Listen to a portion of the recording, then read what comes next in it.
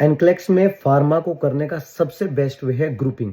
But before explaining you grouping, let me tell you worst way क्या और most of the student इसी वे को approach करते हैं। कभी भी एनक्लेक्स में फार्मा ऐसी नहीं आएगी कि what is the side effect of this drug, what is the indication of this drug.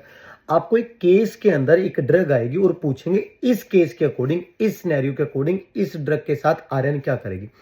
आपको drugs basically back of the mind पता हो, सबकॉन्शियसली पता हो और पता हो उसकी नॉलेज कैसे अप्लाई होती है। Let me tell you, NCLEX never ask you the list of drug कि इस ड्रग के साथ कौन कौन सी इंडिकेशन है, कौन कौन से साइड इफेक्ट है। एनक्लेक्स आस्क यू प्रिंसिपल कि इस ड्रग का बेसिक प्रिंसिपल क्या है, आपको अप्लाई करना आना चाहिए। मैं बताता हूं the best way is grouping. एक एग्जांपल से आपको अगर मैं एंटी डिप्रेसेंट पढ़ाऊं तो मैं 2 मिनट में कैसे पढ़ाऊंगा। एंटी डिप्रेसेंट में मेन 3 ड्रग्स होती हैं, टीसीएस, एसएसआरआई, मायो।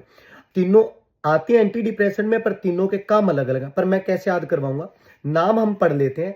पर तीनों एंटीकोलिनर्जिक साइड इफेक्ट कोज करती है, तीनों ब्लर विजन कोज करती है, तीनों के साथ कॉन्स्टिपेशन होती है, तीनों के साथ बीपी फॉल होने के चांसेस होते हैं, ऑर्थोस्टैटिक हाइपोटेंशन।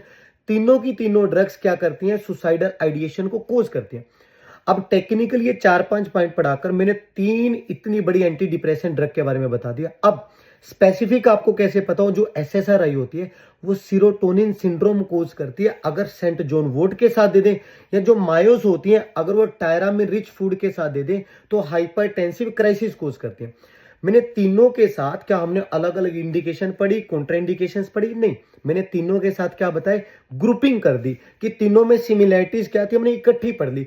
और तीनों के जो स्पेशल पॉइंट थे, जैसे मैंने आपको बताया सीरोटोनिन सिंड्रोम या hypertensive crisis with tyramine rich food, वो अलग अलग कर दिए।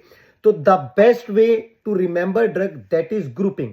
ऐसे ही जब आप कार्डियक ड्रग्स पढ़ते हो तो आपको पता हो कौन सी बीपी को कम करती है, किसके साथ क्या इंडिकेशन सेम सेम है, तो आपको ग्रुपिंग में कर कर पढ़नी है।